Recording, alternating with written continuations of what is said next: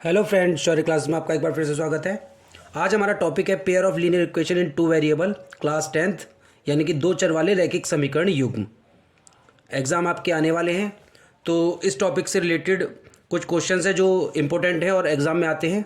तो ज़रा देख लेते हैं। डेफिनेशन क्या है, परिभाषा, an equation in the form of a x plus b y plus c is equals to zero where a B c belongs to real number and a b does not equal to zero is called a linear equation in two variable x and Y.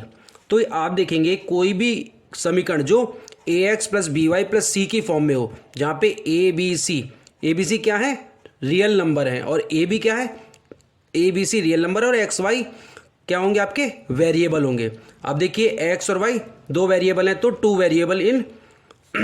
Variable की equation हो जाएगी ये। अच्छा, इसके बाद ए और B की value कभी भी ज़ीरो नहीं होनी चाहिए। अगर जनरल फॉर्म की बात करें, जो क्या होती है वो लीनियर इक्वेशन की, a one x plus b one y plus c one is equals to zero. ये तो एक समीकरण है, लेकिन इसने यहाँ पेयर की बात करी है, युग्म की बात करी है। तो एक और इक्वेशन लेते हैं, a two x plus b two y plus c two is equals to zero. दो वेरिएबल हैं एक्स और वाई। वेरिएबल वो होते हैं जिनकी वैल्यूज़ अलग अलग इक्वेशंस में बदलती रहती है, और कांस्टेंट वो होते हैं जो सदैव समान रहते हैं। जैसे 1 2 3 4 ये सब कांस्टेंट वैल्यूज़ हैं। लेकिन x की वैल्यू अगर मैं बात करता हूँ, जैसे मैंने 2x इज इक्वल्स टू 4 लिखा, तो यहाँ पे x की वैल्यू कितनी है, 2 है। अगली इक्वेशन में मैंने 3x इज इक्वल्स टू 9 लिख दिया, तो यहाँ पे x की वैल्यू कितनी आ जाएगी, यहाँ पे 3 आ जाएगी। तो आप देख रहे हैं इनकी वैल्यू, x की वैल्यू बार बार अलग अलग इक्वेशंस में रखने पर चेंज हो रही है। तो ये चीज़ क्या कहलाएंगी, वेरिएबल्स कहलाती हैं। एक को चर बोलते हैं, एक को अचर बोलते हैं। कांस्टेंट यानी कि अचर, और वेरिएबल्स यानी कि चर। ठीक, अब यहाँ पे दिया है, हमने दो इक्वेशंस ली थी। दो इक्वेशंस क्या ली थी, a one x plus b one y plus c one, ये एक इक्वेशन है in two variable, pair linear equation in two variable. एक इसी तरीके से दूसरी इक्वेशन ली, a two x plus b two y plus c two equals to zero. अब यहाँ पे क्या है, ए one a two B one b two c one c two किससे बिलोंग्स करते हैं, रियल नंबर।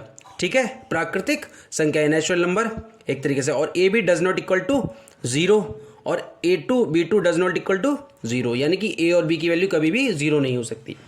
अब इस टॉपिक से रिलेटेड जो क्वेश्चन आते हैं उसमें क्या क्या वो पूछता है, आपको एक फॉर्मेशन याद होना चाहिए। ये कंडीशंस होती है तीन, लीनियर पेयर इन टू वेरिएबल वाली जो तीन कंडीशंस है वो क्या क्या है। पहली कंडीशन है कि अगर a one upon A to, ये कब है, जब पेयर ऑफ लीनियर इक्वेशन हमारे पास होगा, a one upon A two does not equal to B one upon B two, तो क्या होगा, इंटरसेक्टिंग लाइंस। कैसी लाइन होंगी, एक दूसरे को काटती हुई। अगर मैं ग्राफ पर इसकी बात करूंगा तो कैसी होंगी, इंटरसेक्टिंग लाइन होगी, यानी कि इनका यूनिक सॉल्यूशन, एक सॉल्यूशन होगा। और कंसिस्टेंसी कैसी होगी, कंसिस्टेंट कैसे होंगे, कंसिस्टेंट। कंसिस्टेंट का मतलब क्या होता है, हैविंग एटलीस्ट वन सॉल्यूशन, कम से कम एक सॉल्यूशन होना चाहिए, तो वो क्या कहलाएगा, कंसिस्टेंट कहलाएगा। सेकंड कंडीशन क्या है, ए वन अपॉन ए टू हो और किसके बराबर हो, B one upon B two और बराबर सी वन अपॉन सी टू, तब क्या होगी, कॉन्सिडेंट लाइन्स, यानी कि एक लाइन के ऊपर जस्ट दूसरी लाइन भी है, एक लाइन के ऊपर ही दूसरी लाइन है। तो यहाँ पे क्या होगा, आप देख रहे हैं ये ब्लैक और रेड, अगर मैं अलग अलग लाइन एक के ऊपर लिखता हूँ तो ये क्या हर जगह टच कर रहे हैं एक दूसरे को, तो यहाँ पे क्या आएंगे सॉल्यूशन, एल्जेब्रिक इंटरप्रिटेशन क्या होगा, इन्फिनिट मैनी सॉल्यूशन, यानी कि अनंत हल होंगे, ऐसी समीकरण के अनंत हल होंगे। और ये क्या होंगे, डिपेंडेंट कंसिस्टेंट।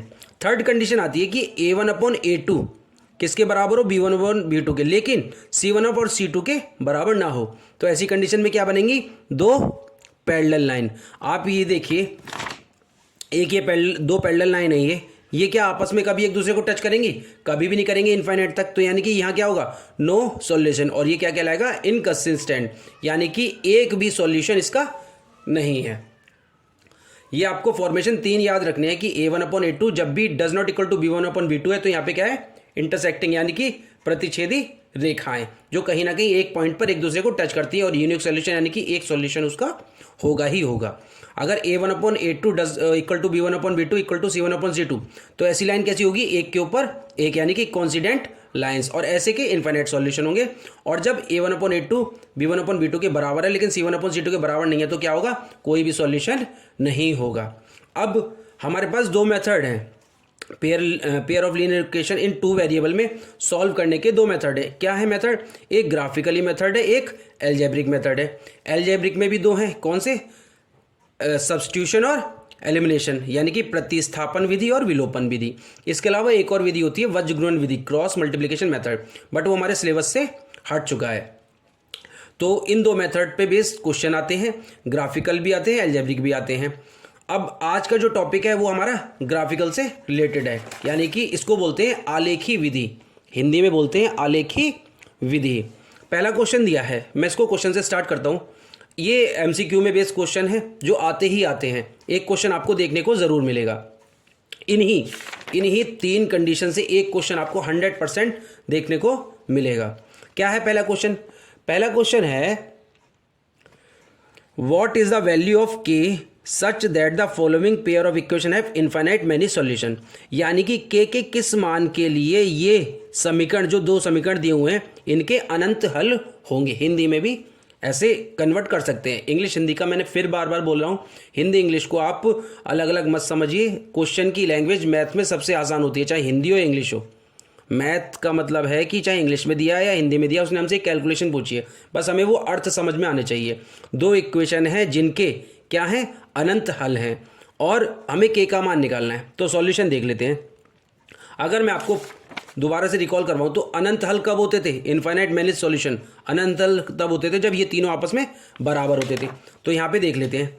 यहाँ पर अगर मैं a1 की बात करूँ तो कितना है? 1, b1 की बात करूँ तो -2, c1 की बात करूँ तो 3। ठीक है, इसी तरीके से इस वाली इक्वेशन में a2 की वैल्यू कितनी है? -3, b2 की वैल्यू कितनी है?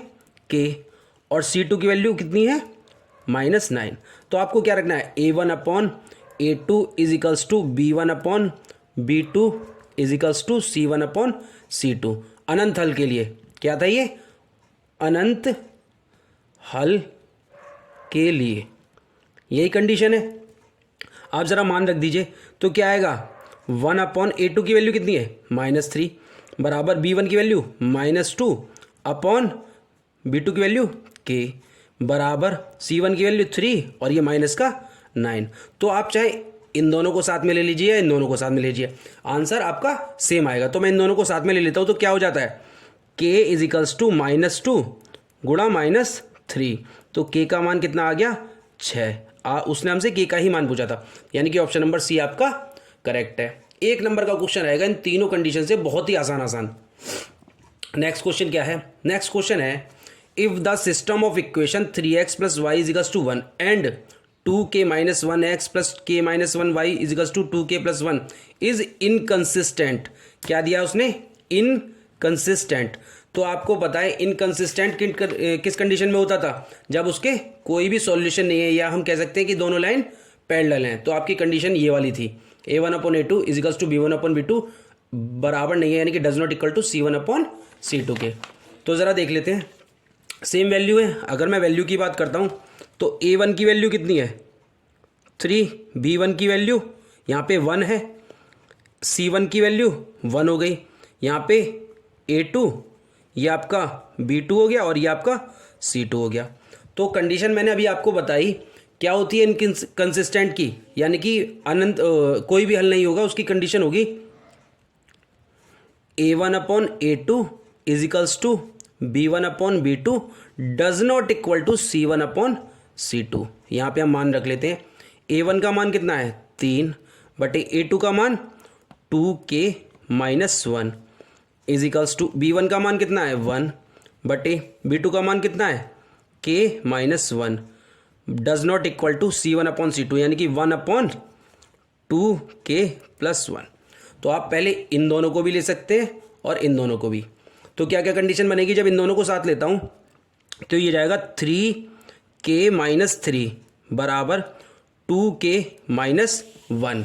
तो यहाँ से आ जाएगा 3k - 2k बराबर -1 + 3। तो k is equals to 2। k की वैल्यू तो ये होगी, यानी कि ऑप्शन नंबर डी हो जाता है। अब इन दोनों की कंडीशन से क्या आएगा?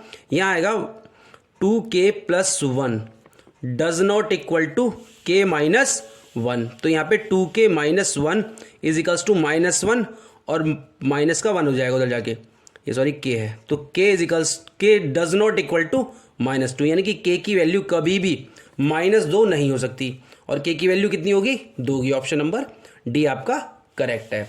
नेक्स्ट क्वेश्चन पे आ जाते हैं। नेक्स्ट क्वेश्चन बोलता है the pair of linear equation 3/2x + 5/3y = 7 and 9x + 10y = 14 is consistent है, कंसिस्टेंट विद वन सॉल्यूशन है, इनकंसिस्टेंट है, ये हमको देखना है। तो आप क्या करेंगे, सिर्फ आप इसकी वैल्यूज देख लेते हैं। a1 की वैल्यू कितनी है, a1 की वैल्यू है 3/2, b1 की वैल्यू कितनी है 5/3 और c1 की वैल्यू कितनी है 7। इसी तरीके से a2 की वैल्यू कितनी है 9, b2 की वैल्यू 10 और c2 की वैल्यू 14। ठीक, तो a1/a2 कितना हो जाएगा, आप देखेंगे कितना 3/2। अच्छा, b1/b2 कितना हो जाएगा, सॉरी अपॉन, ये अपॉन में मल्टीप्लाई हो जाएगा, और a2 की वैल्यू कितनी है 9, तो यानी कि इंटू 1/9 हो जाएगा। ठीक, इसी तरीके से b1/b2 कितना हो जाएगा 5/3 और अपॉन में कितना है 10, यानी कि 1/10।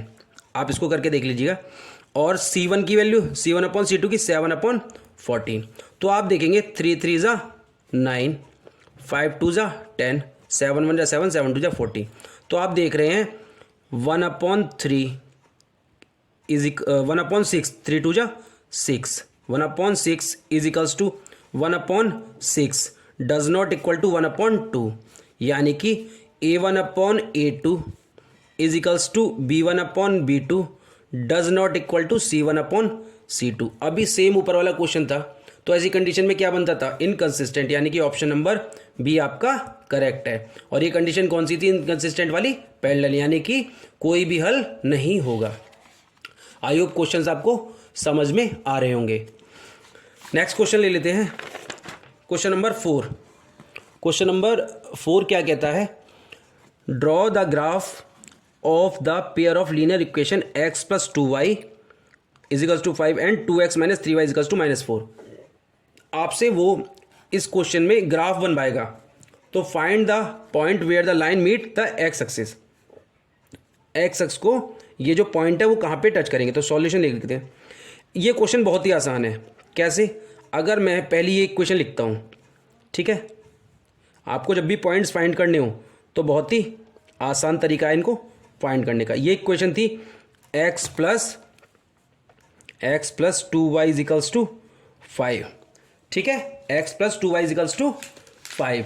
तो आप देखिए, अगर मैं यहाँ पे x लिख लेता हूँ, यहाँ पे y लिख लेता हूँ, x = 1 रखता हूँ मैं। अगर मैं समीकरण में x = 1 रखता हूँ तो 1 + 2y = 5, तो 2y = 4, और यहाँ से क्या मिलेगा y = 2। तो x = 1 रखने पर y का मान कितना आ रहा है 2 आ रहा है। तो पहला पॉइंट तो मुझे मिल गया 1,2। इसी तरीके से x = क्या रख दें, x = आप 3 रख दीजिए सॉरी, x = 3 रख देता हूँ। तो x = 3 रखने पे क्या हो जाएगा 3 + 2y = 5, तो 2y = 5 में से 3 जाएगा तो 2 बचेगा, तो y = कितना हो जाएगा, y = आ जाएगा आपका 1। तो x = 3 पर y की वैल्यू 1 आ गई। इसके बाद अगर मैं थर्ड कंडीशन में x बराबर कितना रख दूं, x बराबर रख देता हूं 5 रख देता हूं, x बराबर 5 रख देता हूं। तो ज़रा देख लीजिए, x बराबर 5 रखने पर यह आ जाएगा आपका 5 + 2y = 5, तो 2y = 0, तो y = 0, यानी कि 5 रखने पर वैल्यू 0 आ गई। तो आपको 3 पॉइंट मिल गए, 3 पॉइंट मिल गए। तो इस लाइन को आप ड्रॉ कर सकते हैं ग्राफ में। नेक्स्ट देख लेते हैं, इसी तरीके से इसके 3 पॉइंट निकाल लेंगे। क्या आएंगे वो 3 पॉइंट, इक्वेशन है हमारी 2x - 3y = -4। आप इसमें कोई भी वैल्यू रख सकते हैं। सपोज मैं यहाँ y = 0 रख देता तो x की वैल्यू 5 आ जाती। y = 0 रखने पे x की वैल्यू 5। आप कोई भी वैल्यू रखिए, लेकिन ऐसा नंबर रखिए जो क्या है रियल नंबर आए, ठीक है। ऐसा ना हो कि फ्रैक्शन में पहुंच जाएं या पॉइंट्स में पहुंच जाएं। तो आप क्या आएगा, रियल वैल्यूज़ रखिए। नेक्स्ट इसका भी हम निकालेंगे 3 पॉइंट। तो x रखते हैं, y रखते हैं। क्या रखें सबसे पहले, सबसे पहले रखता हूँ, अगर मैं यहाँ पे y इजिकल्स टू 2 से डिवाइड हो जाएगा। अगर मैं y इजिकल्स टू 0 रख दूँ, क्या रख दूँ, y इजिकल्स टू 0, तो ये पूरा 0 हो जाएगा। तो क्या आ जाएगा 2x माइनस 0 इजिकल्स टू -4। तो यहाँ से आएगा x इजिकल्स टू 2 से इसको डिवाइड करेंगे तो माइनस का 2, तो माइनस का 2 आ गया। ठीक है, नेक्स्ट रखते हैं, क्या रखता हूँ इसमें मैं, इसके बाद रख देता हूँ 1, x इजिकल्स टू अगर 1 रख दो तो x इजिकल्स टू 1 रखता हूँ तो 2 माइनस 3y इजिकल्स टू -4। ये 1 रखना है ना, तो 2x इजिकल्स टू 1 रखता हूँ तो x इजिकल्स टू 1 रखने पे 2 ये दे जाएगा। ठीक, 2 आ जाएगा क्या, देखते हैं चलिए। और वैल्यूज़ क्या रख सकते हैं, देख, अगर मैं इसमें यहाँ रखता हूँ तो ये आ जाएगा -3। ठीक है, इजिकल्स टू ये उधर जाके माइनस होगा तो माइनस का 6, तो y इजिकल्स टू क्या आ जाएगा, y इजिकल्स टू आ जाएगा 2, यानी कि x इजिकल्स टू 1 रखने पर y इजिकल्स टू 2 आ रहा है। थर्ड में क्या रख लेते हैं, थर्ड में रख लेते हैं 4 रखते हैं, 4 2 8। ठीक है, x इजिकल्स टू 4 रख देते हैं तो 4 2 2 into 4 minus 3y equals to minus का 4। x इजिकल्स टू क्या रखा मैंने 4, जब x इजिकल्स टू 4 रखेंगे तो माइनस का 3y इजिकल्स टू माइनस का 12, तो y की वैल्यू कितनी आ जाएगी, माइनस का 4, सॉरी प्लस का 4, माइनस से माइनस कैंसिल हो जाएगा, प्लस का 4। तो आपके पास 2 पॉइंट आ गए।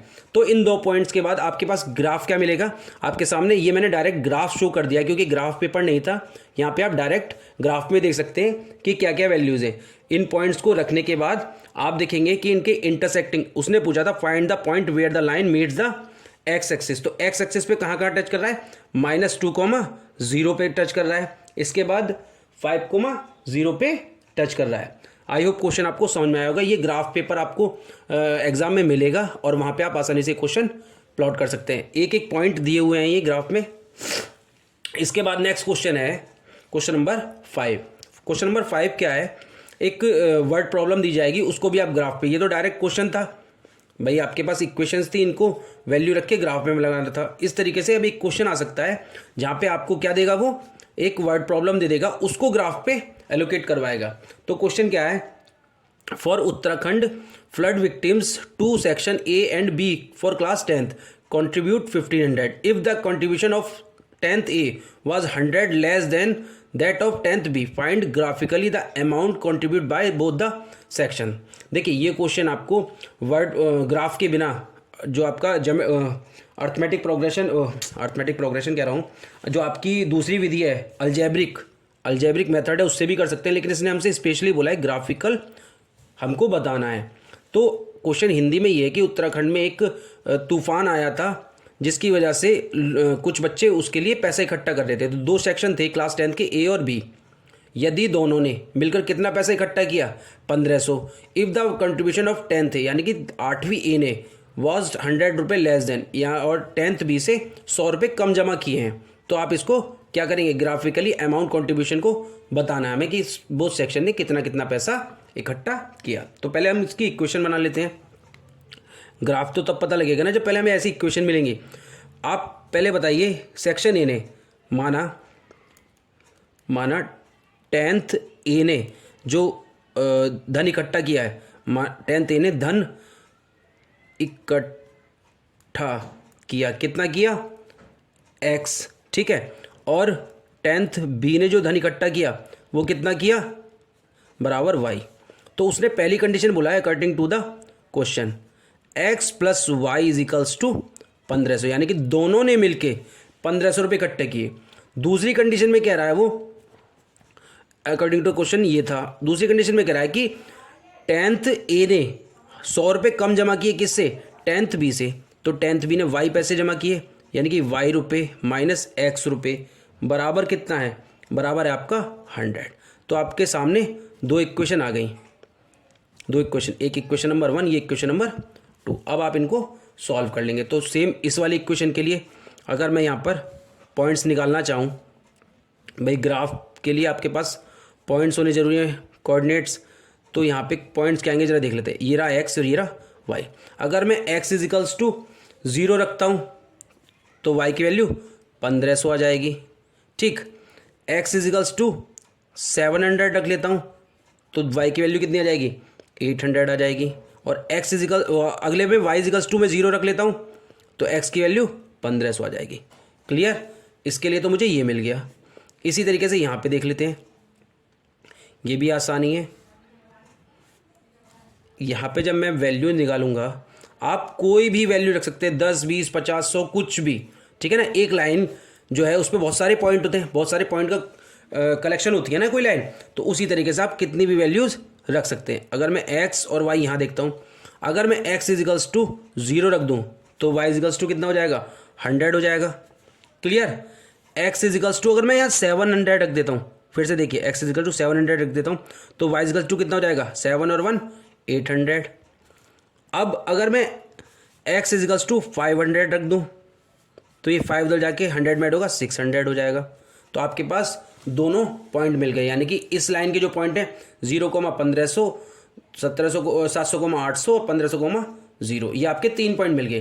किसी भी लाइन को ड्रॉ करने के लिए आपके पास एटलीस्ट 2 पॉइंट हो, तो 2 पॉइंट से आप एक लाइन खींच सकते हैं। ठीक है।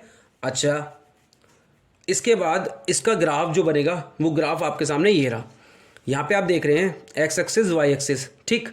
और उसने हमसे पूछा था find the graphically the amount contributed by both the section. तो आप देखिए इनका इंटरसेक्टिंग पॉइंट क्या है। जो इनका इंटरसेक्टिंग पॉइंट है दोनों में कॉमन क्या है, 700 800 700 800, तो यही इनका इंटरसेक्टिंग यानी कि कंट्रीब्यूटेड बोथ द सेक्शन। जहाँ पे भी दोनों लाइन का इंटरसेक्शन है, मैंने आपको फिर बताया था, आप इस क्वेश्चन में ध्यान से देखिए, A1/A2 यूनिक सॉल्यूशन कब होता था, यूनिक सॉल्यूशन तब होता था जब A1/A2 does not equal to B1/B2। तो आप इसको सॉल्व करके देखेंगे तो यहाँ पे A1/A2 1 आ रहा है, A1/A2 कितना आ रहा है, 1/1 does not equal to 1/-1। Clear? तो यानी कि क्या होगा, इसका यूनिक सॉल्यूशन होगा, और यूनिक सॉल्यूशन जो होगा वही किसका कंट्रीब्यूशन है, 10th A और 10th B का। तो आपके सामने ये रहा ग्राफ, ग्राफ में पॉइंट क्या है, इंटरसेक्टिंग पॉइंट 700, 800। तो क्या हुआ, 10th A ने जो कंट्रीब्यूशन दिया था वो था 700 रुपये, और 10th B ने जो कंट्रीब्यूशन दिया था वो था 800 रुपये। यही आपको फाइंड करना था। आई होप क्वेश्चन आपको समझ में आया होगा। नेक्स्ट क्वेश्चन जो इस टॉपिक से रिलेटेड, इस मेथड से रिलेटेड, जो हम ग्राफिकली मेथड कर रहे हैं आलेखी विधि, उससे रिलेटेड लास्ट क्वेश्चन है। लास्ट क्वेश्चन क्या है ज़रा देख लेते हैं। उसने हमसे बोला 3 lines x plus 3y equals to 6, x plus 3y equals to 6, 2x minus 3y equals to 12 और x equals to 0 are enclosing a beautiful triangular park. Find the point on the intersection of the lines graphically and the area of the park if all measurement are in kilometre. Simple सा है कि 3 equation दे रखी है हमको line की, और उन तीनों लाइनों को मिलाने से क्या बन रहा है, एक ट्रायंगुलर पार्क, तिकोना पार्क बन रहा है। तो हमें एक तो उसके intersection of line graphical and एक तो एरिया निकालना है, और सारी मेजरमेंट किस में, किलोमीटर में है। चलिए क्वेश्चन देखते हैं, सॉल्यूशन क्या है। वही सेम, पहले हम क्या निकाल लेते हैं, इनकी कोऑर्डिनेट्स निकाल लेते हैं। तो अगर मैं यहाँ पे x plus 3y equals to 6 की बात करूँ, x plus 3y equals to 6 की बात करूँ, तो यहाँ पे इसके पॉइंट्स क्या हो जाएंगे वो देख लेते हैं। हर क्वेश्चन में आपको ग्राफिकली मेथड से यही करना है कि आपको वो पॉइंट्स निकालने हैं, x, y। अगर मैं x इजिकल्स टू 0 रख देता हूँ तो y की वैल्यू कितनी आ जाएगी, y की वैल्यू 2 आ जाएगी इसी क्वेश्चन में। इसके बाद x की वैल्यू, अगर मैं y की वैल्यू 0 रख दूँ तो x की वैल्यू 6 आ जाएगी। 2 पॉइंट तो मिल गए, 2 निकालिए, मिनिमम 2 निकालने हैं आपको, इससे ज़्यादा आप कितने भी निकालिए कोई फ़र्क नहीं पड़ता। उसके बाद क्या आता है, x की वैल्यू अगर मैं 3 रख देता हूँ, क्या रखता हूँ 3, तो y की वैल्यू कितनी आ जाएगी 1। आई होप आपको ये निकालने आए होंगे। आपको सिर्फ वैल्यूज़ रखनी है, एक बार 0 रखिए x को, एक बार रखिए y को, आपका आंसर आ जाएगा। ठीक है। इसके बाद दूसरी इक्वेशन क्या थी, दूसरी इक्वेशन है 2x minus 3y equals to 12। जब यहाँ पे मैं वैल्यू निकालता हूँ तो क्या आएगी, x और y की देखते हैं, x, y। तो सेम यहाँ पे भी कर लेते हैं। अगर मैं x इजिकल्स टू, ये तो माइनस में आ जाएगा, चलिए कोई बात नहीं। अगर मैं x इजिकल्स टू 0 रख देता हूँ तो ये पूरा 0, तो y इजिकल्स टू कितना आ जाएगा, y इजिकल्स टू आएगा -4। अगली बार मैं y इजिकल्स टू 0 रख दूँ तो x इजिकल्स टू कितना आ जाएगा 6। ठीक है। और इसी तरीके से अब मैं कोई भी वैल्यू रख देता हूँ, x की जगह अगर मैं 3 रख देता हूँ तो x इजिकल टू 3 रखने पर 3 2 6, 12 में से 6 जाएगा तो 6 बचेगा, तो -2 आ गया। तो 3 पॉइंट हमने यहाँ पे निकाल लिए। इसके बाद आपको तीसरा पॉइंट दिया है x इजिकल्स टू 0। आप भी जानते हैं on y axis x equals to 0 होता है, हमेशा y एक्स पर x का मान 0 होता है। तो जब इसका ग्राफ बनाएंगे तो ग्राफ कुछ आपके सामने ये रहा, इस तरीके से निकल के आएगा। अब इस ग्राफ में देखिए आपके पॉइंट्स दे रखे हैं 0,2, उसके बाद 6,0, 3,1, 0,-4, 6,0 और 3,-2।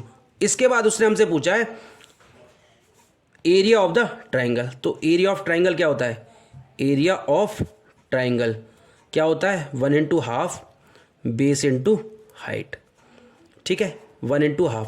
आप ध्यान से देखिए, ये जो ट्राइंगल बन रहा है इसमें ऊपर की तरफ अगर मैं ओरिजिन से ऊपर की तरफ जाऊं तो 1,2 और नीचे की तरफ जाऊं तो 0,4 पॉइंट लिखे हुए हैं। तो ये टोटल डिस्टेंस कितनी हो गई? ये क्या हो गया? बेस आपका 6 और हाइट क्या हो गई? एक्स एक्सिस पे 1 2 3 कितने तक? 0 से लेके 6 तक, तो ये 6 हो गई।